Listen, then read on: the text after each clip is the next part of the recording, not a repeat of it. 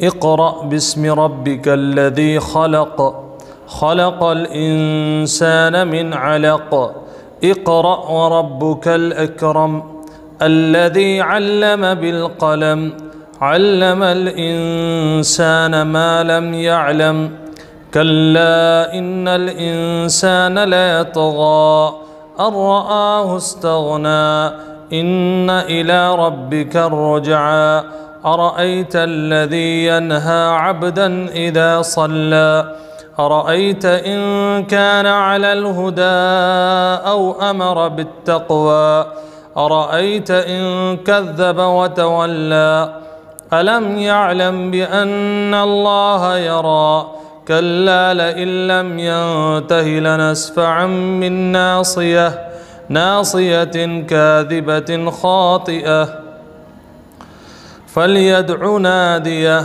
सनदउ ज़बानियह कल्ला ला तुतिअहु वस्जुद वक़्तरिब सदक़ल्लाहुल अज़ीम।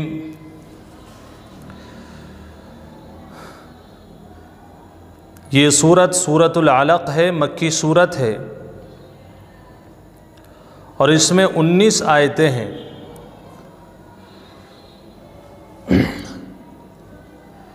इस सूरत में कई सवालात के जवाबात भी हैं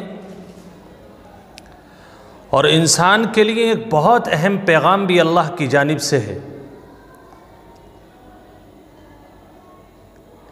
अल्लाह तबारक व तआला ने इस सूरत के शुरू में जो लफ्ज़ इस्तेमाल किया है वो बहुत अहम, इक़रा बिस्मि रब्बिकल्लज़ी खलक़, अपने रब के नाम से पढ़ जिसने पैदा किया, यानी पूरी इंसानियत को और सारी कायनात को पैदा किया, उस रब के नाम से पढ़। खलक़ल इंसान मिन अलक़, जिसने इंसान को अलक़ यानी जमे हुए खून से पैदा किया। अब यहाँ सबसे पहली चीज़, ये जो सूरतें हैं अल्लाह पाक ने एक कोई सिलसिला वाइज नाजिल नहीं फरमाई कि सूरह फातिहा पहले हो, सूरह बकरा उसके बाद हो, फिर आले इमरान हो, बल्कि अल्लाह तबारक व तआला ने जैसा जैसा मौका आता रहा हज़रत जिब्राईल अलैहिस्सलातु वस्सलाम को आयतें लेकर भेजते रहे, अहकामात लेकर भेजते रहे और अल्लाह के नबी सल्लल्लाहु अलैहि वसल्लम उम्मत को सुनाते रहे। अब सबसे पहली बात, ये जो आयतें हैं, 5 आयतें शुरू की इस सूरत की, इक़रा बिस्मि रब्बिकल्लज़ी खलक़ से लेकर अल्लमल इंसान मा लम यअलम तक, ये 5 आयतें वो हैं जिनके बारे में ये रिवायतें हैं कि ये सबसे पहले नाजिल होने वाली आयतें हैं। अब वही के सिलसिले में अगर बात की जाए, सवाल ये कायम हो कि कुरान करीम की कौन सी सूरत सबसे पहले नाजिल हुई, तो इसका जवाब हमें किताबों में मिलता है। सहाबा इकराम रज़ियल्लाहु अन्हुम और मुफस्सिरीन ने उसको तहरीर फरमाया है। 3 सूरतों के बारे में ये कहा जाता है कि ये सबसे पहले नाजिल हुई। अब जाहिर सी बात है 3 सूरतें हैं और हर सूरत के बारे में ये कहा जा रहा है कि ये पहली सूरत है, तो कोई एक पहली होगी, उनमें से दूसरी उसके बाद होगी। अब वो पहली सूरत कौन सी है? पहले तो वो 3 सूरतें कौन सी हैं? तो एक तो यही सूरत हो गई सूरतुल अलक़। दूसरी सूरत जिसके बारे में कहा जाता है कि सबसे पहली सूरत नाजिल होने के एतबार से है वो सूरह फातिहा यानी अल्हम्दुलिल्लाहि रब्बिल आलमीन। और तीसरी सूरत जिसके बारे में कहा जाता है कि ये सबसे पहले नाजिल हुई वो सूरह मुद्दस्सिर है। 3 सूरतों के बारे में मुफस्सिरीन ने इख्तिलाफ किया है और बुनियाद सहाबा इकराम रज़ियल्लाहु तआला अन्हु की रिवायतें हैं। तो अब ये कैसे फैसला किया जाए कि इसमें से सबसे पहली सूरत कौन सी है, सूरह अलक़ है या सूरह मुद्दस्सिर है या फिर सूरह फातिहा है? इसका जवाब भी मुफस्सिरीन ने दिया कि देखिए, सबसे पहली सूरत अगर आयतों के एतबार से देखी जाए तो सबसे पहले नाजिल होने वाली आयतें सूरतुल अलक़ की 5 आयतें हैं। ये पूरी सूरत के बारे में नहीं कहते, बल्कि इस सूरत की 5 आयतें सबसे पहली वही है। बाकी 5 सूरतों के बाद कल्ला इन्नल इंसान लयतगा से ये बाद में नाजिल हुई है। दूसरी जो सूरत है सूरे मुद्दस्सिर, हुजूर पाक सल्लल्लाहु अलैहि वसल्लम पर जब ये 5 आयतें नाजिल हो गई, उसका वाक़या मैं अभी आपको बताता हूँ। उसके बाद तकरीबन 2 साल तक हज़रत जिब्राईल अलैहिस्सलातु वस्सलाम कोई सूरत और कोई आयत नाजिल लेकर के नाजिल नहीं हुए। अल्लाह ने कोई आयत नहीं भेजी, तकरीबन 2 साल का अरसा गुजरा। इस दौरान हुजूर पाक सल्लल्लाहु अलैहि वसल्लम को भी बहुत सारे लोगों ने परेशान किया, मुखालिफिन ने। फिर उसके बाद जो सबसे पहली वही नाजिल हुई वो सूरतुल मुद्दस्सिर, या अय्युहल मुद्दस्सिर कुम फअंज़िर व रब्बक फकब्बिर, ये सूरत नाजिल हुई है। तो खुलासा ये निकालते हैं मुफस्सिरीन इकराम के सबसे पहले तो सूरह अलक की ये 5 आयतें नाजिल हुई, फिर 1.5 या 2 साल के बाद ये वाली यानी सूरह मुद्दस्सिर नाजिल हुई। अब रही सूरह फातिहा। अब मैं आपको इससे पहले ये बता दूं कि सूरह फातिहा की बात कहूं कि वही जो नाजिल हुई है वो ऐसा नहीं है कि हर मर्तबा हज़रत जिब्राईल अलैहिस्सलातु वस्सलाम तशरीफ़ लाते तो कभी सूरह बकरा पूरी सुना देते और कभी सूरह आल इमरान पूरी सुना देते और आप उसको जो है लोगों में बता देते। तो ऐसी सूरतें कुरान में मौजूद हैं जो पूरी सूरत बनकर के भी उतरी हैं, लेकिन अक्सर सूरतें वो हैं जिनके पार्ट उतरे हैं। अल्लाह पाक ने उसके अंदर कुछ आयतें अब नाजिल फरमाई, कुछ आयतें 2 महीने के बाद नाजिल फरमाई, उसी सूरत की कुछ आयतें 3 महीने के बाद नाजिल फरमाई, और इस अरसे में किसी दूसरी सूरत का चेंज शुरू हो गई, उसकी भी आयतें हज़रत जिब्राईल अलैहिस्सलातु वस्सलाम लाते रहे। लेकिन हज़रत जिब्राईल अलैहिस्सलातु वस्सलाम जब भी बाद में कोई आयत लेकर के आते तो बता देते हुजूर पाक सल्लल्लाहु अलैहि वसल्लम को कि ये सूरह बकरा की आयतें हैं। आप सल्लल्लाहु अलैहि वसल्लम उसके साथ मिलकर के उसको लिखवा देते। तो अक्सर जो बड़ी बड़ी सूरतें हम देखते हैं उन्हें देख कर के भी समझ में आता है, और ये कायदा कानून भी है अल्लाह का कि सब सूरतें मुकम्मल सूरत बना करके नाजिल नहीं हुई, टुकड़े टुकड़े नाजिल हुए। लेकिन कुछ सूरतें ऐसी हैं जो मुकम्मल नाजिल हुई हैं, जैसे सूरह फलक है, सूरह नास है, आप अलम तरा कैफ़ फ़अल रब्बुक बिअस्हाबिल फ़ील से आगे को जो पढ़ेंगे ये सब एक दफ़ा में नाजिल होने वाली सूरतें हैं। पूरी पूरी सूरत एक दफ़ा में नाजिल हुई। अब जो मुफस्सिरीन कहते हैं कि सूरह फातिहा नाजिल होने के एतबार से सबसे पहली सूरत है, वो भी सही कहते हैं, क्योंकि जब अल्लाह पाक ने पूरी सूरत नाजिल फरमाने का इरादा किया, मुकम्मल सूरत उतारने का इरादा किया, तो मुकम्मल सूरतों में सबसे पहला नंबर सूरह फातिहा का। तो नाजिल होने के एतबार से अगर आयतों का एतबार लिया जाए तो इक़रा बिस्मि रब्बिकल लज़ी खलक़ है, और फ़तरत का जो ज़माना खाली ज़माना था इसके बाद 2 साल का, उसके बाद जो सबसे पहली आयत नाजिल हुई वो या अय्युहल मुद्दस्सिर है, और सूरत के एतबार से सबसे पहली जो सूरत मुकम्मल नाजिल हुई वो सूरह फातिहा है। एक बात तो ये हो गई। दूसरी बात यहाँ पर यह अर्ज़ करनी है कि वही की शुरुआत कैसे हुई, हज़रत जिब्राईल अलैहिस्सलातु वस्सलाम वही को कैसे लाते थे और आप सल्लल्लाहु अलैहि वसल्लम उसको कैसे सुनते थे, समाअत फरमाते थे। सबसे पहले वही किस जगह पर नाजिल हुई? तो सैयदा हज़रत आयशा रज़ियल्लाहु ताला अन्हा इसकी रिवायत करती हैं कि हुजूर पाक सल्लल्लाहु अलैहि वसल्लम को उस वक्त के सारे लोग अमीन जानते थे, नेक तबीयत आप सल्लल्लाहु अलैहि वसल्लम पहले ही से ही थे।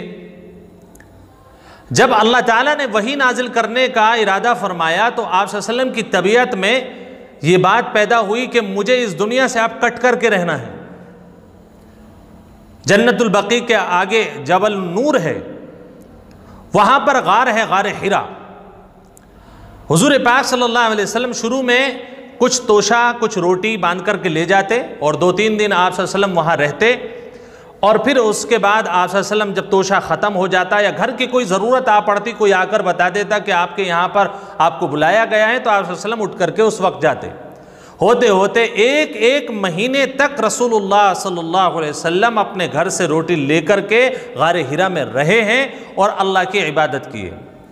अब एक सवाल यहाँ पर बीच में ये पैदा होता है कि उस वक्त तक तो नमाज नाजिल नहीं हुई थी, कुरान भी नहीं उतरा था, तो आप सल्लल्लाहु अलैहि वसल्लम किस नहज पर इबादत किया करते थे? किस नहज पर इबादत किया करते थे? क्या तरीक़ा था? तो बड़ा मशहूर है कि हज़रत इब्राहीम अलैहिस्सलाम के तर्ज पर आप इबादत करते थे। कुछ लोगों ने कहा कि हज़रत नूह अलैहिस्सलाम के तर्ज पर आप इबादत करते थे। कुछ ने कहा हज़रत ईसा अलैहिस्सलाम के शरीयत के मुताबिक इबादत करते थे। लेकिन हज़रत मौलाना मुफ्ती शफ़ी साहब नव्वरल्लाहु मरक़दहू बिल्कुल वाज़ेह अल्फाज में लिखते हैं कि जो ये कहा जा रहा है कि आप सल्लल्लाहु अलैहि वसल्लम का उस वक्त इबादत का तरीक़ा हज़रत इब्राहीम अलैहिस्सलाम जैसा था या हज़रत नूह अलैहिस्सलाम जैसा था या हज़रत ईसा अलैहिस्सलाम जैसा था, इन बातों की कोई भी बुनियाद नहीं है। इन बातों की कोई भी बुनियाद नहीं है, बल्कि सही बात यह है कि अल्लाह पाक की इबादत के तरीक़े हर शरीयत में अलग अंदाज दिया गया। तो इबादत होने के लिए ये हैयत जो हम नमाज की करते हैं यही होना ज़रूरी नहीं है, बल्कि इबादत वो होती है जिस अंदाज पर अल्लाह अपने बंदे से मुतालबा करता है, उस अंदाज पर अगर वो काम करे तो वो उसकी इबादत मानी जाती है। उस वक्त अल्लाह पाक ने इबादत का ये तरीक़ा मुतय्यन कर दिया कि अब आप दुनिया से कट जाइए और अल्लाह के लिए एक कोने में बैठ जाइए, बस। यही हज़रत हुज़ूर पाक सल्लल्लाहु अलैहि वसल्लम किया करते थे। आप वसल्लम शहर मक्का से अलग होकर के एक गोशे में गारे हिरा में बैठ कर के अल्लाह की तरफ तवज्जो किया करते थे। यही अल्लाह की तरफ से इबादत उस वक्त मुतय्यन थी। बहरहाल ये तरीक़ा हुआ। हज़रत सैयदा आयशा रज़ियल्लाहु तआला अन्हा फरमाती हैं कि कुछ दिन तक आप सल्लल्लाहु अलैहि वसल्लम इसी तरह करते रहे कि इसी दौरान एक मर्तबा एक फ़रिश्ता आया। वो हज़रत जिब्राईल अलैहिस्सलातु वस्सलाम थे। उस फरिश्ते ने आकर के आप सल्लल्लाहु अलैहि वसल्लम को कहा कि इक़रा, आप पढ़िए। इक़रा का मतलब आप पढ़िए। सबसे पहली वही यहाँ पर सोचें, गौर करें। अल्लाह चाहता तो ज़कात का हुक्म दे सकता था, अल्लाह चाहता तो नमाज का हुक्म दे सकता था, लेकिन अल्लाह ने सबसे पहले वही जो नाजिल फरमाई वो पढ़ने के सिलसिले में नाजिल फरमाई। इसका मतलब ये है कि अगर किसी को अपने बच्चे को इंसान बनाना है तो सबसे पहले उसे इक़रा की तालीम देनी होगी, अपने बच्चे को उसे पढ़ाना होगा। अगर पढ़ाई नहीं कराई बच्चे को, उसके बाद वो अपने बाप के ऊपर जुल्म करता है, तो आपको ये कहने का हक़ नहीं है ये जुल्म क्यों कर रहा है। इसलिए कि जो आपके सिलसिले में अल्लाह ताला ने वही नाजिल फरमाई, आपने वो फरीज़ा ही अंजाम नहीं दिया, पढ़ाई नहीं, अपनी औलाद को सही तरबियत नहीं दी। बहरहाल हज़रत सैयदा आयशा रज़ियल्लाहु तआला फरमाती हैं वो फरिश्ते आए, आकर के कहा इक़रा, आप पढ़िए। आप सल्लल्लाहु अलैहि वसल्लम ने फरमाया मा अना बिक़ारिन, मैं पढ़ा लिखा हूं नहीं, मैं कैसे पढ़ लूं। सैयदा आयशा रज़ियल्लाहु तआला फरमाती है कि फरिश्ते ने अपनी आगोश में ले लिया आप सल्लल्लाहु अलैहि वसल्लम को, इस तरीके से आपको चिमट गए और दबाया। हुज़ूर पाक सल्लल्लाहु अलैहि वसल्लम फरमाते हैं कि इतना दबाया कि मेरे सीने में तकलीफ होने लगी। फिर उसके बाद छोड़ करके कहा इक़रा, फिर पढ़िए। फिर वही जवाब था हुज़ूर पाक सल्लल्लाहु अलैहि वसल्लम का कि मैं तो पढ़ा लिखा हूं नहीं, कैसे पढ़ूं। क्योंकि हुज़ूर पाक सल्लल्लाहु अलैहि वसल्लम को अल्लाह ने उम्मी बनाया था। लिखना आप नहीं जानते थे, कोई किताब पढ़ना आप नहीं जानते थे। आप सल्लल्लाहु अलैहि वसल्लम फरमाया मा अना बिक़ारिन, मैं पढ़ा हुआ नहीं हूं। फिर तीसरी मर्तबा दबोचा और उसके बाद छोड़ा और फरमाया इक़रा बिस्मि रब्बिकल लज़ी खलक़, पढ़ो अपने रब के नाम से, अल्लज़ी खलक़, जिसने पैदा किया, पूरी कायनात को जिसने पैदा किया उस रब के नाम से पढ़ो। अल्लाह ने यहां पर लफ्ज़ जो इस्तेमाल फरमाया बिस्मि रब्बिक, रब, रब के माना परवरिश करने वाला, तरबियत करने वाला। आप सल्लल्लाहु अलैहि वसल्लम को ये हुक्म है। आप सल्लल्लाहु अलैहि वसल्लम जो सवाल कर रहे थे कि मा अना बिक़ारिन, मैं पढ़ा लिखा नहीं हूं, उसका भी जवाब दिया कि ये बताओ किसी उम्मी को पढ़ाना ज्यादा मुश्किल है या जो मखलूक अभी तक, कायनात अभी तक बनी नहीं है, उसको बनाना मुश्किल है।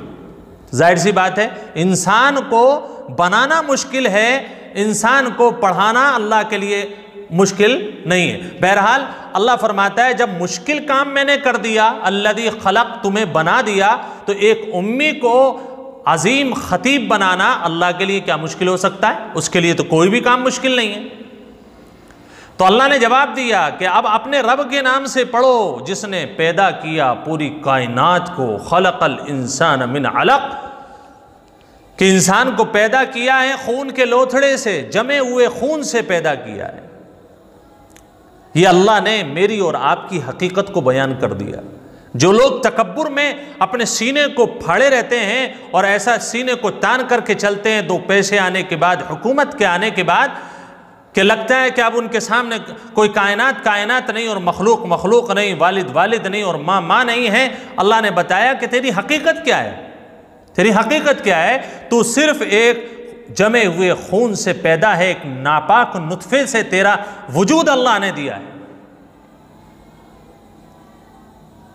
इक़रा व रब्बुकल अकरम, अल्लाह ने हुक्म दिया कि पढ़ अपने, इक़रा व रब्बुकल अकरम, पढ़ और तेरा रब करीम है। यानी अल्लाह ने जो पीछे जिक्र फरमाया अल्लज़ी खलक, यानी अल्लाह ने कायनात को पैदा किया, इंसान को पैदा किया। तो ये जो तख्लीक़ कायनात है और तख्लीक़ इंसान है, इसको पैदा करने के पीछे अल्लाह का कोई ज़ाती मफाद नहीं है कि अल्लाह की कोई गर्ज हो कि उसको नाउज़ बिल्लाह इबादत के लिए कोई चीज़ नहीं मिल रही हो तो हमें पैदा कर दिया। यानी इंसान को ये बताया कि अल्लाह को तेरी कोई ज़रूरत नहीं है, तेरे माल की कोई ज़रूरत नहीं, तेरे सजदों की कोई ज़रूरत नहीं, उस तेरे बनाने के पीछे अल्लाह का कोई गर्ज नहीं है। ये तो सिर्फ उसके सिफत करीम का नतीजा है। अल्लाह को करम आया और तेरी तख्लीक और तेरे लिए, फिर तेरी खिदमत के लिए अल्लाह ने कायनात को बना दिया। अल्लज़ी खलक इक़रा व रब्बुकल अकरम। अब अल्लाह फरमाता है अल्लज़ी अल्लम बिल कलम, जिस अल्लाह ने कलम से सिखाया। ये बड़ा अहम मसला है। तालीम का, एजुकेशन का बहुत अहम हिस्सा कलम है, लिखना है। कलम सबसे पहले कब इस्तेमाल हुआ? अल्लाह के प्यारे नबी मोहम्मद रसूलुल्लाह सल्लल्लाहु अलैहि वसल्लम ने इरशाद फरमाया कि लम्मा खलक़ल्लाहुल खल्क़ कतब फ़ी किताबिही फ़हुव इंदहु फ़ौक़ल अर्श इन्ना रहमती ग़लबत ग़ज़बी। अल्लाह के नबी सल्लल्लाहु अलैहि वसल्लम फरमाते हैं जब अल्लाह ने मखलूक को पैदा कर दिया तो अपनी किताब में लिखा, कतब फ़ी किताबिही, लिखने का अमल अल्लाह ने खुद किया। कतब फ़ी किताबिही फ़हुव इंदहु फ़ौक़ल अर्श, और वो किताब जो लिखी गई है वो अल्लाह के पास अर्श पर है। और क्या लिखा हुआ है उस तख्ती पर? अल्लाह ने लिख रखा है इन्ना रहमती ग़लबत ग़ज़बी, कि मेरी रहमत मेरे गुस्से पर भारी है, गालिब है। अल्लाह अकबर। अल्लाह ने लिखा भी तो मेरे और आपकी मफाद के लिए और मेरे और आप पर करम करने के लिए अल्लाह ने सबसे पहला जुमला लिखा। मेरे भाइयों, अगर अल्लाह से अब भी प्यार नहीं है तो फिर कब प्यार होगा? मेरी बहनों, अल्लाह से प्यार करो, अल्लाह से प्यार करो, इसलिए कि अल्लाह हमसे बहुत प्यार करता है। प्यार नहीं करता तो ये कायनात को हमारी खिदमत में नहीं लगाता। अल्लाह के नबी सल्लल्लाहु अलैहि वसल्लम फरमाते हैं कि अल्लाह ने लिखा। अब यहां पर एक चीज मैं आपको बता दूं, कलम की 3 किस्में हैं, 3 तरह के कलम हैं। पहला कलम अल्लाह का, जिसमें यह जिक्र किया है। दूसरा कलम किरामन कातिबीन, जो हमारे ऊपर अल्लाह ने फरिश्ते लगा रखे हैं, वो लिखते हैं। और तीसरा कलम इमाम तफसीर हज़रत मुजाहिद ने अबू अम्र से नकल किया है कि तीसरा कलम इंसानों का है, जिससे हम अपनी ज़रूरतें लिखते हैं, अपना हिसाब और किताब लिखते हैं। अल्लाह का कलम, फरिश्तों का कलम और इंसान का कलम। अब एक चीज़ मैं आपको और बता दूं, ये कहा गया है कि अल्लाह तबारक व तआला ने अपने हाथ से, ज़ाती तौर पर अपने हाथ से 4 चीज़ें बनाई हैं। अपने हाथ से 4 चीज़ें बनाई। उसके अलावा अल्लाह ताला ने फरिश्तों से कहा, या कायनात जो पैदा होने वाली उससे कहा कुन फयाकुन, कहा हो जा तो वो हो गई। वो 4 चीजें कौन सी हैं? अबू अम्र फरमाते हैं कि वो 4 चीजें, नंबर 1 कलम अल्लाह ने अपने हाथ से बनाया, जो जिससे हम लिखते हैं, तो कलम अल्लाह ने अपने दस्ते मुबारक से बनाया। हालांकि अल्लाह के जो हाथ भी नहीं है, ख़ास रहमत से, मतलब ख़ास रहमत से अल्लाह ने बनाया। नंबर 2, अल्लाह ने अर्श अपने दस्ते मुबारक से बनाया। जन्नत अदन अपने हाथ से बनाई। और नंबर 4, मुझे और आपको, यानी मेरे और आपके अब्बा हज़रत आदम अलैहिस्सलाम को अपने हाथ से बनाया। इंसान से कितना प्यार है कि अल्लाह पाक ने इसका जो स्टेचू बनाया, स्ट्रक्चर बनाया, वो अपने हाथ से बनाया। तो अपने हाथ से कितनी चीज़ें बनाई? 4 चीज़ें बनाई। कलम बनाया, अर्श बनाया, जन्नत अदन और हज़रत आदम अलैहिस्सलाम को अपने हाथ से बनाया। बाकी सारी चीज़ों का अल्लाह पाक ने फरिश्तों के ज़रिए से, लफ्ज़ कुन के ज़रिए से बनाया। ये मेरे और आपके लिए अज़मत की बात है। अब जब ये सारी चीज़ें हो गई, अब अल्लाह पाक ने आगे भी बयान फरमाया, अल्लमल इंसान मा लम यअलम। अल्लाह पाक फरमाता है कि हमने इंसान को वो चीज़ें सिखलाई हैं जिसको वो जानता नहीं। यानी इल्म का ज़रिया सिर्फ कलम और बयान ही नहीं है, बल्कि इसके अलावा जैसे कि मिसाल के तौर पर बच्चा है, वो ना बोलना जानता है और ना ही वो लिखना जानता है, लेकिन अल्लाह ताला ने उसको एक सिस्टम दिया, वो है रोने का। वो अपने रोने से अपनी सारी ज़रूरतें पूरी करा लेता है। भूख लगती है, रो देता है, माँ समझ जाती है। भूख प्यास लगती है, माँ समझ जाती है। तो ये सारा सिस्टम अल्लाह फरमाता है, कलम नहीं। आज के दौर में इस आयत को समझें, कंप्यूटर पर कीपैड पर बैठ करके हम लिखते हैं, कीबोर्ड पर बैठ करके लिखते हैं। ये सब क्या है? अल्लाह फरमाता है कि वो चीज़ें भी ज़रिया तालीम है जिसको तुम अभी तक नहीं जानते हो। और अल्लाह पाक ने तो ये भी फरमाया कि जब तुम पैदा हुए थे, ला यअलमून शैआ, तुम कुछ भी नहीं जानते थे, अल्लाह ने सब कुछ तुम्हें सिखाया। अल्लमल आदमा अल अस्मा कुल्लहा, अल्लमल आदमा अल्लमा आदम अल अस्मा कुल्लहा। अल्लाह पाक ने हज़रत आदम अलैहिस्सलातु वस्सलाम को सारी चीज़ें सिखलाई और तालीम दी। सब कुछ किसने किया? अल्लाह ने किया। अब देखिए, अल्लाह इन सारी चीज़ों के एहसानात को समझाने के बाद अब हमें और आपसे क्या कहता है? एक ख़ास वाक़या है। एक जालिम शख्स था, अबू जहल। कौन था? अबू जहल। हुजूर पाक सल्लल्लाहु अलैहि वसल्लम ने जब नबूवत का दावा किया, लोगों को समझाना शुरू किया, तबलीग की, जब परेशान नहीं किया उसने शुरू में। सब लोग अमीन कहते, शरीफ कहते, सब लोग मानते, लेकिन हुजूर पाक सल्लल्लाहु अलैहि वसल्लम ने जब नमाज की इब्तिदा की, जब अल्लाह ने हुजूर पाक सल्लल्लाहु अलैहि वसल्लम को मेराज पर बुलाया, वहां पर यह तोहफा नमाज मिला, आप सल्लल्लाहु अलैहि वसल्लम ने नमाज पढ़ी, तो अबू जहल के दिल में कांटा चुभ गया और उसने कहा कि मोहम्मद, आज के बाद नमाज मत पढ़ना, अगर मैंने देख लिया तो मैं तेरी गर्दन उड़ा दूंगा। नाउज़ु बिल्लाहि मिन ज़ालिक।